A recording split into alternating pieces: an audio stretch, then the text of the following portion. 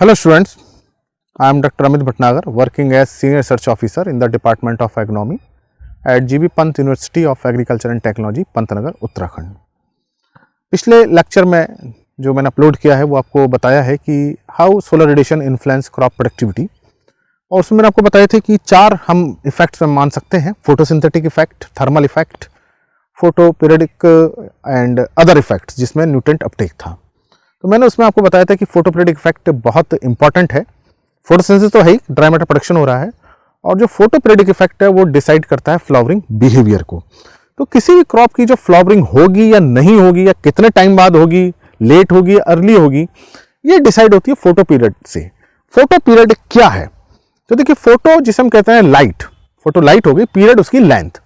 तो जो solar radiation आ रहा है, जो सोलर हम कह सकते हैं सनराइज टू सनसेट जो रेडिएशन आता है, वो कितना टाइम तक रहता है, और वो इन्फ्लुएंस करता है, जो उसकी ड्यूरेशन है, जो सनलाइट की जो ड्यूरेशन है, वो अफेक्ट करती है क्रॉप की performance with respect to flowering. कि फ्लावरिंग बिहेवियर को बहुत ज़्यादा डिसाइड करती है। तो इसको हम बोलते हैं फोटो पीरियडिक इफेक्ट। तो जो डे लेंथ है वो अफेक्ट कर रही है फ्लावरिंग को, या डे लेंथ किसके अपोजिट हो जाएगी? डार्क पीरियड के। अगर डे लेंथ ज्यादा है तो नाइट पीरियड, डार्क पीरियड क्या होगा? कम होगा। अगर डे लेंथ कम है तो डार्क पीरियड मतलब नाइट पीरियड क्या होगा? ज्यादा होगा। तो हम ये भी कह सकते हैं कि जो डार्क पीरियड है, अब हम उसको डे पीरियड ना कह रहे हैं, जो डार्क पीरियड है वो डिसाइड करता है फ्लावरिंग को। तो जो हम चूंकि स्टडी किसकी कर रहे हैं, सोलर रेडिएशन की कर रहे हैं, तो हम फोटो पीरियड में डे लेंथ को ले सकते हैं, लेकिन जो इसका बहुत ज्यादा इंपैक्ट है वो डार्क पीरियड से है। तो आज हम ये समझेंगे कि ये फोटो पीरियडिक इफेक्ट क्या होता है। तो देखिए, कोई भी क्रॉप जब हम बोते हैं तो उसमें जर्मिनेशन होगा, इमरजेंस होगा, फ्लावर आएंगी, और ये सारी तब आती हैं जब उसको एक पर्टिकुलर टेम्परेचर की रिक्वायरमेंट फुलफिल हो जाए। अगर वो टेम्परेचर रिक्वायरमेंट फुलफिल होती है तो क्रॉप ग्रोथ करती है। अगर उसे लो टेम्परेचर चाहिए तो लो टेम्परेचर पे ग्रो करेगी। जैसे वीट है, इसलिए हम इसको अक्टूबर नवंबर में बोल रहे हैं। जिसको हाई टेम्परेचर चाहिए, जैसे सॉर्गम है, पर्लमेट है, मेज है, वो हाई टेम्परेचर पे ग्रो करेगी। तो यहां जो है टेम्परेचर अफेक्ट करता है वेजिटेटिव ग्रोथ को, लेकिन जो फ्लावरिंग होती है वो इस बात से डिसाइड होती है कि डे लेंथ क्या है। कुछ क्रॉप को डे लेंथ ज्यादा चाहिए होती है क्रिटिकल पीरियड से, और कुछ क्रॉप में फ्लावरिंग आने के लिए एक क्रिटिकल पीरियड से डे लेंथ कम चाहिए होती है। तो ये एक फिक्स नहीं होता कि 8 घंटे चाहिए, या 10 घंटे चाहिए, या 13 घंटे चाहिए, या 15 घंटे चाहिए। ऐसा फिक्स नहीं है। It vary crop to crop and also vary with the variety to variety. तो ऐसा कुछ भी फिक्स नहीं है उसको हम, लेकिन जो रिक्वायरमेंट है उसको हम क्रिटिकल पीरियड कह सकते हैं। मान लीजिए किसी क्रॉप को एक क्रिटिकल पीरियड से ज्यादा डे लेंथ चाहिए, तभी उसमें फ्लावरिंग होगी। मान लीजिए क्रिटिकल डे लेंथ मान लीजिए 10 आवर्स है, तो अगर डे लेंथ 10 आवर से कम रहती है तो उसमें फ्लावरिंग नहीं होगी। सनराइज होता है और सनसेट हो जाता है, और जो टोटल ड्यूरेशन 10 घंटे से कम रहती है तो उसमें फ्लावरिंग नहीं होगी, क्योंकि उसे जो फोटो पीरियड चाहिए 10 आवर से ज्यादा चाहिए। तो यहां जब तक फ्लावरिंग नहीं होगी जबकि 10 आवर नहीं होंगे, पूरे नहीं होंगे, उससे ज्यादा नहीं हो। तो ऐसी क्रॉप को कि जिसमें एक क्रिटिकल पीरियड से ज्यादा डे लेंथ चाहिए, उसको बोलते हैं हम लॉन्ग डे प्लांट। तो लॉन्ग डे प्लांट में फ्लावरिंग तभी होती है जब फोटो पीरियड की लेंथ एक क्रिटिकल पीरियड से ज्यादा हो। तो अब ये क्रिटिकल पीरियड उस क्रॉप पे डिपेंड करता है, उस क्रॉप की वैरायटी पे डिपेंड करता है, ये सबके लिए फिक्स नहीं है। जैसे कि एग्जांपल है वीट है, जैसे वीट लगा है, बार्ले लगा है, और ये देखिए मेज लगा है। ये 3 क्रॉप लगी हैं, और ये जो तीनों क्रॉप जो थी 19 नवंबर 2020 को बोई गई थी। तीनों की सोइंग एक साथ हमने यहां इस फील्ड में की थी। वहां वीट लगा है, ये बार्ले है, ये मेज है। और आप देख सकते हैं कि वीट में पूरी ईयर आ गई है, बार्ले में ईयर आ गई है, लेकिन मेज में प्लांट की ग्रोथ तो अच्छी हुई है, लेकिन इसमें फ्लावरिंग नहीं आई है, इसमें कॉब नहीं बना है। सोइंग तीनों की एक साथ हुई है, फील्ड एक है, मैनेजमेंट प्रैक्टिस एक चल रही है, लेकिन वेजिटेटिव ग्रोथ तीनों क्रॉप में हुई, लेकिन फ्लावरिंग और जो रिप्रोडक्टिव ग्रोथ हुई है वो केवल 2 क्रॉप में हुई है। इस क्रॉप में रिप्रोडक्टिव नहीं हुई है। तो देखिए, ये फोटो पीरियडिक इफेक्ट है। जो वीट और बार्ले हैं लॉन्ग डे प्लांट है, मतलब जब तक कि फोटो पीरियड एक क्रिटिकल लेंथ से ज्यादा नहीं होगा तब तक उसमें ईयर नहीं आएंगे। जो मेज है वो शॉर्ट डे प्लांट में है। तो शॉर्ट डे का मतलब यह है कि क्रिटिकल पीरियड से डे लेंथ कम होनी चाहिए। अगर वो कम नहीं होगी तो उसमें फ्लावरिंग नहीं आएगी। तो ये जो राइस है वो भी शॉर्ट डे प्लांट है। तो शॉर्ट डे प्लांट में फ्लावरिंग तभी होती है जब फोटो पीरियड डे लेंथ एक क्रिटिकल पीरियड से कम हो। तो अब आपको लगेगा कि रवि क्रॉप्स हैं, रवि क्रॉप्स जाड़ों में बोई जाती हैं, लेकिन रवि क्रॉप्स जो हैं इंडिया में लॉन्ग डे प्लांट्स हैं। और जो खरीफ में बोई जाती हैं जैसे राइस है या मेज है, सोरगम है, पर्ल मिलेट है, ये शॉर्ट डे प्लांट है। मतलब इनके लिए क्रिटिकल पीरियड कम होना चाहिए तब फ्लावरिंग होगी। अब आपको लग रहा होगा, अजीब लग रहा होगा कि भाई ये नवंबर हमें बोते हैं और नवंबर में तो शॉर्ट डे चलते हैं, और जब हम लेकिन इसको लॉन्ग डे चाहिए, और जो हम खरीफ में बोते हैं वहाँ लॉन्ग डे चल रहे होते हैं जून जुलाई में, वहाँ उनको शॉर्ट डे चाहिए। तो देखिए जब हम इसकी नवंबर में सोइंग करते हैं तो 25 दिसंबर के बाद क्या होता है, हमारा नॉर्दर्न हेमिस्फीयर में डे लेंथ क्या होती है, बढ़ने लगती है।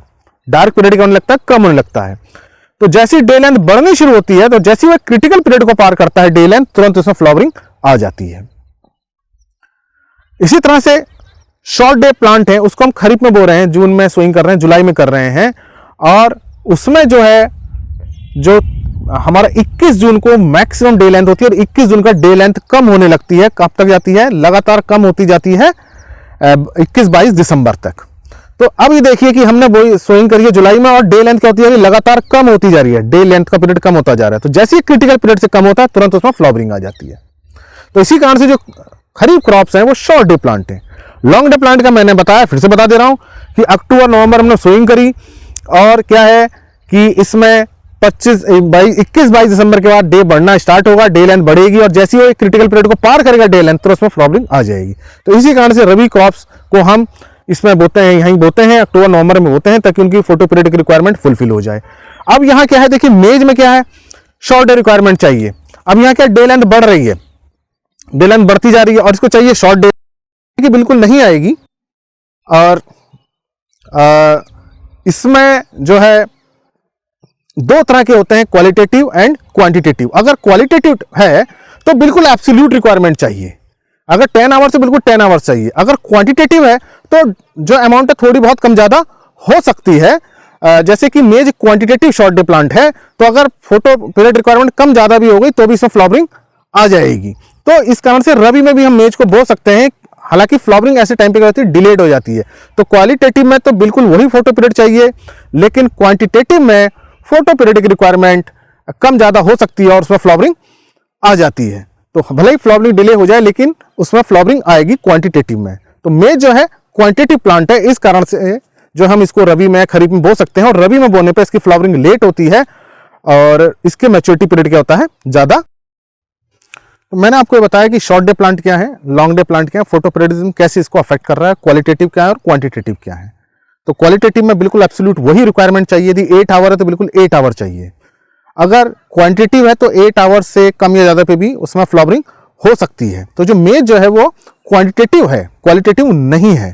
तो ऐसे टाइम पे अगर क्वांटिटेटिव प्लांट है तो उसमें फ्लावरिंग होगी लेकिन डिलेड होगी। तो जो रबी में हमने मक्का बोई है उसमें फ्लावरिंग आएगी लेकिन लेट आएगी। तो ये आपको फोटो पीरियडिक इफेक्ट आया, समझ में आया होगा कैसे फ्लावरिंग को अफेक्ट कर रहा है। तो दो कैटेगरी हो गई, शॉर्ट डे प्लांट जिनको कम डे लेंथ चाहिए, लॉन्ग डे प्लांट जिनको ज्यादा डे लेंथ चाहिए।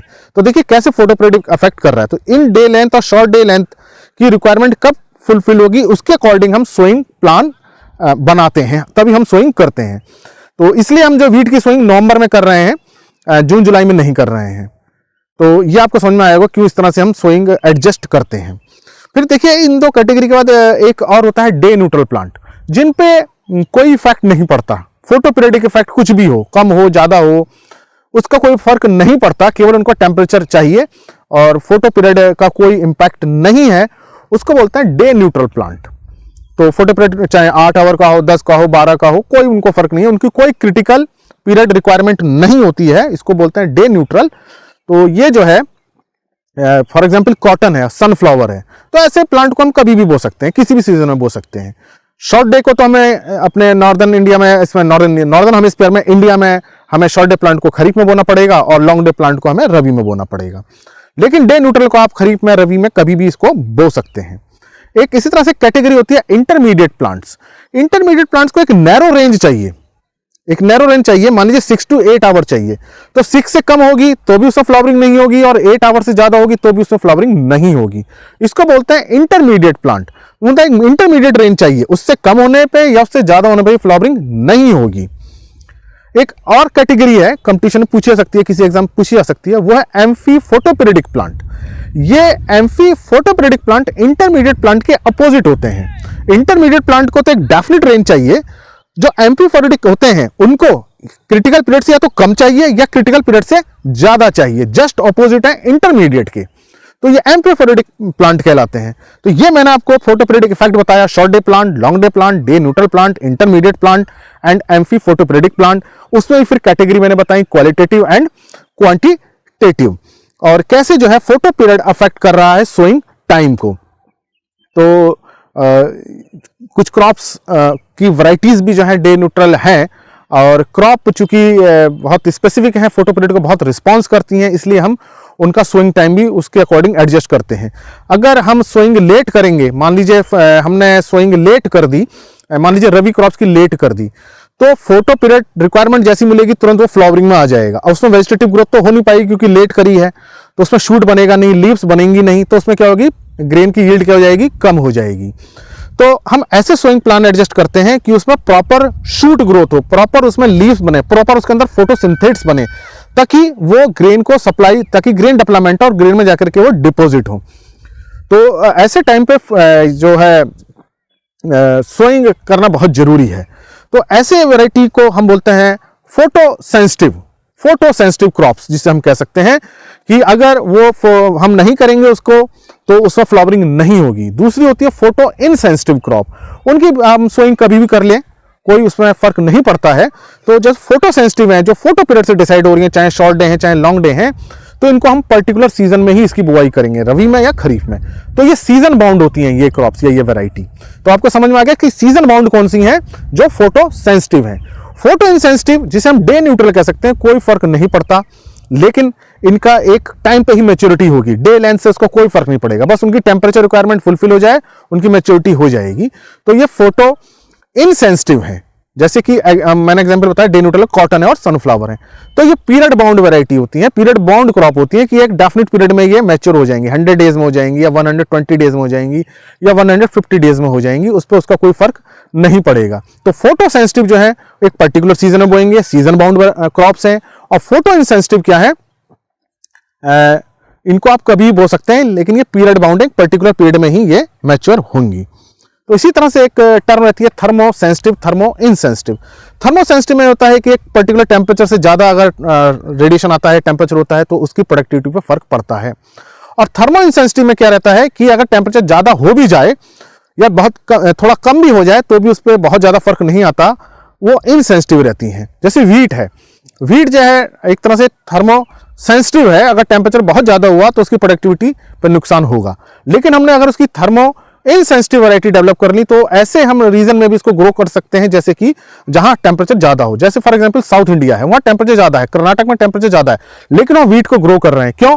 हमारे पास ऐसी थर्मो इनसेंसिटिव वैरायटी है जिसको हम ग्रो कर सकते हैं। तो थर्मो सेंसिटिव अगर वैरायटी है तो टेम्परेचर का असर उस पर पड़ता है कम या ज्यादा होने पर, थर्मो इनसेंसिटिव का टेम्परेचर कम या ज्यादा होने पर फर्क ज्यादा नहीं पड़ता है। तो अगर हमारे पास थर्मो इनसेंसिटिव और फोटो इनसेंसिटिव वैरायटी है तो हम किसी भी सीजन में बो सकते हैं, किसी भी एरिया में बो सकते हैं। तो ये एक ब्रीडिंग का ऑब्जेक्टिव भी रहता है कि हम फोटो इनसेंसिटिव वैरायटी डेवलप करें या थर्मो इनसेंसिटिव वैरायटी डेवलप करें। तो आपको ये भी चीज़ पता चलेगी कि थर्मो इनसेंसिटिव क्या है और थर्मो सेंसिटिव क्या है। तो लेकिन एक प्रॉपर ग्रोथ होने के लिए उसका पहले शूट ग्रोथ चाहिए, वेजिटेटिव ग्रोथ चाहिए, फिर रिप्रोडक्टिव ग्रोथ चाहिए। और वेजिटेटिव ग्रोथ डिसाइड होती है पर्टिकुलरली टेम्परेचर से, और रिप्रोडक्टिव ग्रोथ डिसाइड होती है फोटो पीरियड से। तो दोनों ही पीरियड इंपॉर्टेंट है, टेम्परेचर भी और फोटो पीरियड भी।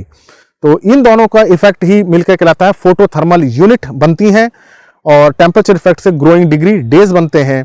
तो ये कंसेप्ट ग्रोइंग डिग्री डेज का ग्रोथ पे होता है और फोटो थर्मल यूनिट का पूरा ग्रोथ और फ्लावरिंग बिहेवियर पे होता है।